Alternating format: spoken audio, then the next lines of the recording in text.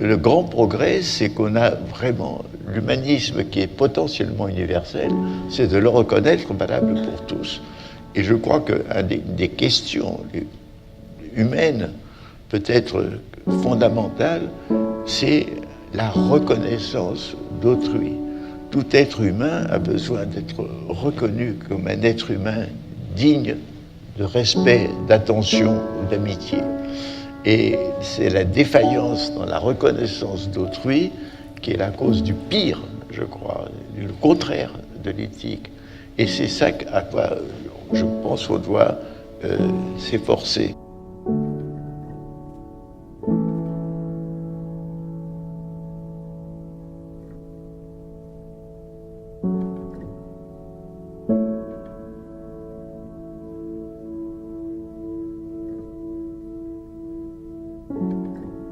Pour comprendre autrui, il faut nécessairement avoir un mouvement d'empathie.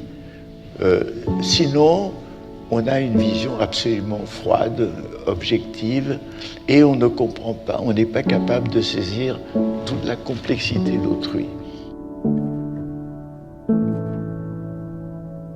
Et quelle est la bonne relation éthique avec autrui ? La bonne relation éthique avec autrui, c'est de comprendre que l'autre est à la fois différent de soi et semblable à soi. Il est différent par son caractère, par ses mœurs, quand c'est un étranger, par ses coutumes, par sa religion, par son credo. Mais en même temps, cet être si différent, il est profondément semblable, capable de souffrance, de bonheur, de joie, d'amour, d'amitié, etc.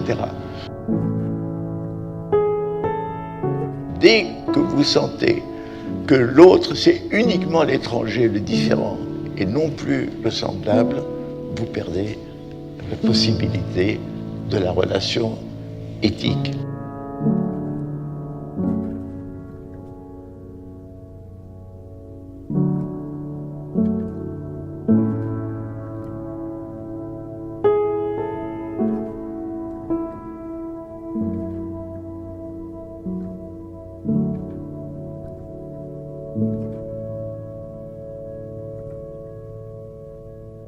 Tout ceci doit, au contraire, comprendre que nous devons avoir un respect plus grand pour la vie.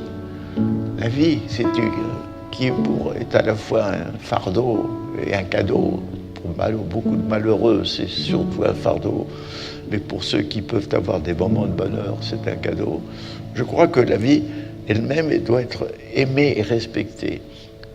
Et je dirais que ça aussi, c'est un sens éthique. Pourquoi ? Parce que là, je trouve que c'est quand on a la capacité de s'émerveiller devant les beautés de la vie, devant les beautés de la nature, de l'esthétique, devant les beautés humaines, devant ce qui naît de l'amour et de l'amitié. Quand on a cette capacité d'aimer ce que la vie donne de meilleur, alors on a les ressources en soi de résister à ce que la vie apporte de pire, à l'oppression, au mépris, à la haine, à tout ce qui est. Et je pense que là aussi, on peut puiser dans l'amour de la vie une source éthique pour résister au mal.